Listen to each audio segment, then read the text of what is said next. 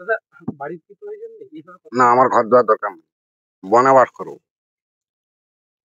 চাইবেন না আর কাকেও না? ঘর আমার দরকারই নেই।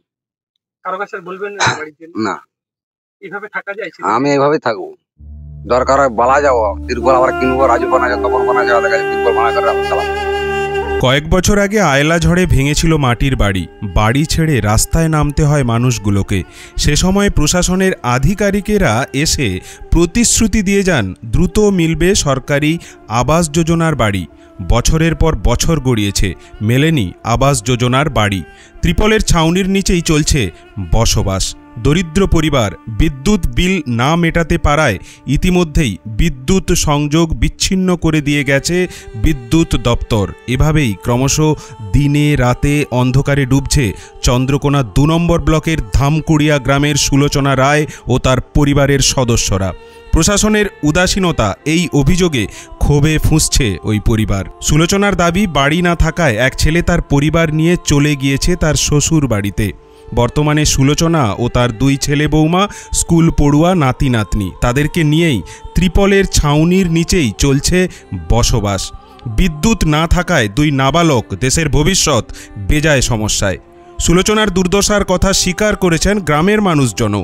সকলেই চাইছেন দ্রুত সুলোচনার দিকে গুরুত্ব সহকারে নজর দিক প্রশাসন।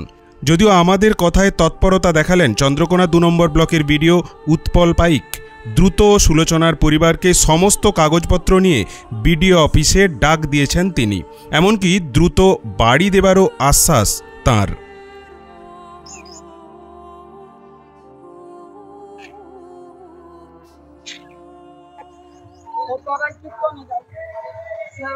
অনেক কষ্ট আছে, কীর্তন থাকুন টিউশনি স্কুলের পয়সা দেয়, তবে যে ছেলেপেনারা সংসার চলে। টিউশনির পয়সা ওর বাপকে একলা দিতে পারবে? ওর বাপ একলা দিতে বিষয় মানে খুবই কষ্টে আছে ওরা। ওই পাট্টা জমি একটুর মধ্যে বাস্তুর মধ্যেই থাকে। আর বহুবার ঝড়ের মধ্যে আমরাও পাশে ঝড়ের সময় এসে বলি অন্য বাড়িতে চলো, তুমি এই ঘরে থাকতে পারবে না। এবারে আমাদের তো করার কিছু নাই। আবাস যোজনায় নাম বললো পাবে, বিডিও সাহেবও আমাদের সামনেও অনেকবার কথা দিয়েছে যে আগে সুলোচনার নামটাই থাকবে।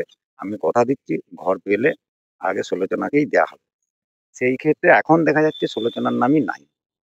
তো সেই ক্ষেত্রে আগে ধামকুড়ার দিক দিকে দেখতে গেলে সুলোচনাকে আগে ঘরটা দেওয়া দরকার ছিল, বাকি সব পরে দিলেও চলতো। তাদেরও মাথা গুঁজার কিছু আছে, আর কিছুই নেই, ওই তো তিরপলটি নির্ভর। তাহলে তিরপলের উপরে থাকা যায়নি। ইলেকট্রিক নাকি কেটে দিয়েছে এই বছর।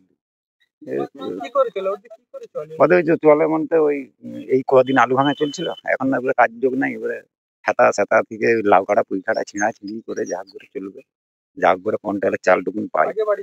আগে বাড়ি ছিল ওই যে আইলা ঝড়ে পড়ে গেছে। আমার নাম আন্নেপাল ভূঁইয়া। আমি তো চাই যে সুলোচনা ঘরটা অন্তত পাক। কষ্টের মধ্যেই আছি, বাড়ি দেয়নি আমাদেরকে, লাইন কেটে দিয়ে চলে গেছে। ছেলেরা পড়তে পারেনি, অন্ধকারে পড়াশোনা করতে পারেনি। তাহলে এইভাবে কি থাকা যায়? অনেক লোককে বলা হয়েছে যে আমাদেরকে বাড়ি দাও, আমাদের লাইন কেটে দিয়েছে, আমাদের তাই সাহায্য করো, কেউ কিছুতে বলেনি। লাইনের বিল দেওয়া হয়নি বলে লাইন কেটে দিয়েছে। পয়সা নাই বলতে কিরকম, আমাদের তো খেটে খাওয়া, আমাদের কি চাকরি বাকরি লোক আছে যে আমাদের লাইনের বিল মিটাবে, পেট চালাবে, ছেলেমেয়ের পড়াশোনা, পোশাক আশাক? তাহলে আর কি এরকম করে কি করে আমরা করবো? কষ্টের মধ্যেই তো বাড়ি দেয়নি। বাড়ি না দিলে আর কি করবে? জোর আছে না কার হাত ভরে নিবে? হাত ভরে তার লিয়ার জিনিস লয় যে হাত ভরে নিয়ে নেবো। 6 জন, 2টা ছেলে মেয়ে আর স্বামী, আমি, শাশুড়ি, দেওর। এখন ওই রকমই আছি, তাবু খাটিয়ে তিরপলের। কতদিন ধরে এইভাবে আছে? এই বছর এই হয়ে গেল 3-4 বছর হবে, ওই রকমই আছি। আগে ছিল, সে ঝড়েই তো ভেঙে আছে। আইলা ঝড় গেল, তোর তোমার ওই আমফাম ঝড় গেল, তখনই তো ভেঙে আছে। চালের মোটকা উড়ে চলে গেল। ওই যখনই দেখতে আসে বিডিও সাহেবরা, তখনই ওই একটা করে তিরপল দিয়ে দেয়, নাহলে ওরা তিরপল নিয়ে চলে আসবে। হ্যাঁ, 10 কেজি চাল দিয়ে সাহায্য করবে, ওইসব আর কি, আর তো কিছু করেনি। না না, আমাদেরকে দেয়নি। দুবাই করছে তো, দেয়নি তো এখনো। কি নাম আপনার? মামনি রায়। কিভাবে আছি আমাদের দেখো লাইন মাইন কেটে দিয়েছে। এই যে আমার লাতিপুতি পড়তে পারিনি, একটা লাতি কীর্তনে চলে যায়। অনেক কষ্টে আছি আমরা, আর আমাদের দিন আনি দিন খাই। আইলা ঝড়ের থেকে ঘর ভেঙে গেছে, তখন থেকে ঘর দিদি বিডিও সাহেব এসে দুবো করছে, তোমার ঘর আগে আসবে বলছে, দিয়ে তখন থেকে আমরা ঘরেই পাইনি। আর লাইন কেটে দিয়ে চলে গেছে পয়সার অভাবে। ছেনা পেনারা দৈনিক আনে দৈনিক খায়। ছোট ছেলেটা অর্ধেক দিন ঘরে থাকে, অর্ধেক দিন থাকে না। আর বড়টা ভিন্ন খায়। আর ছোটটা যদিও খাটতে যায়, অর্ধেক দিন খাটালি হয়, অর্ধেক দিন হয়নি। আর আমি এখন খাটতে বেরাইনি, আমার দুটো হাতেই ভাঙা। ভোট দেয়, ভোটার কার্ড আছে, হ্যাঁ রেশন পান, হ্যাঁ। তারপরে বাড়ি পান না, বাড়ি দেয়নি। বিডিও সাহেব এসে দেখে গেল, তো বাড়ি পাইনি। বিডিও সাহেব বাড়ি তো পাবেন। বিডিও সাহেব বলছে অনেক লোকের পরে তোমার নাম আছে, তোমার বাড়ি নেই, পাবেনি এখন। তাহলে এরকম থাকবো? আইলা ঝড়ের থেকে ঘর ভেঙে দিয়েছে যে। খুব কষ্ট আছে, হ্যাঁ, কষ্ট হয়। কষ্ট হয়। বাইরে রান্না করি, এত রোদে দিতেও রান্না করি বাইরে। যখন ঝড় বৃষ্টি হয় কি করে থাকেন? হেঁটাই থাকি আমরা, কারো ঘর দুয়ার যাইনি। এবার বলি যাবনি কারো ঘর, কাঁচ চাপা পড়ে মরে গেলে ভালো হবে। এটা দিচ্ছেন কেন মনে হয়? না, দিদি ভাইয়েরাও দেখবেনি। কষ্ট হয়। হ্যাঁ হ্যাঁ, কষ্ট হয়, দমে কষ্ট হয়। এত কষ্ট থাকি যে সীমার বাইরে। ছেনা পেনাদেরও যে সবদিন খাটালি হয়নি। যাই তো মিস্ত্রি কাজে, সবদিন কি হবে? চাষবাস নাই, জমি জায়গা নাই, শুধু গতর উপরে নির্ভর। আর এই ভিটাটুকুন আছে, তাহলে কি করে থাকবো বলো? এইরকমই তো থাকতে হবে, লাতিপুতি নিয়ে এইরকমই থাকছি আমরা।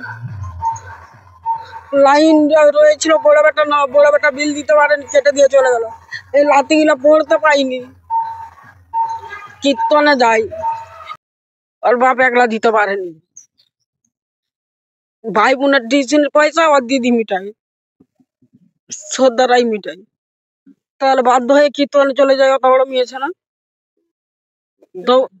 না, দিদি ভাইও দেখেনি। সবাই বলছে দাদা দেবে, দাদাও দেখেনি, দিদিরাও দেখেনি।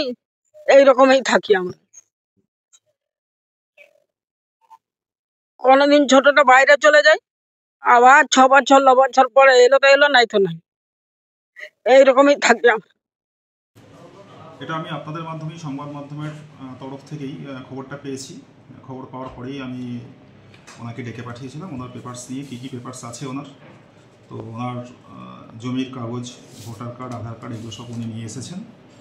তদন্ত করে আমি দেখলাম সত্যিই উনি খুব অসহায়। ওনার বাড়িটা পাওয়ার অবশ্যই দরকার, বাড়িটা পাওয়ার যোগ্য উনি ত্রিপল খাটিয়ে রয়েছেন। আমি এটা ইমিডিয়েট এটাকে আমি স্টেপ নিচ্ছি, এটা যাতে উনি, আমি ডিস্ট্রিক্টের জেলার সঙ্গেও কালকে কথা বলেছি, যাতে উনি তাড়াতাড়ি বাড়িটা পায়, সেই ব্যবস্থা আমরা প্রশাসনের তরফ থেকে অবশ্যই করব। এই এনকোয়ারিটা 4-5 বছর আগে হয়েছিল। তারপরে 2023 সালে এটা আবার একবার এনকোয়ারি করা হয়েছিল। তারপরে সরকার সিদ্ধান্ত নেন যে তার একদম নিজের ফান্ড থেকেই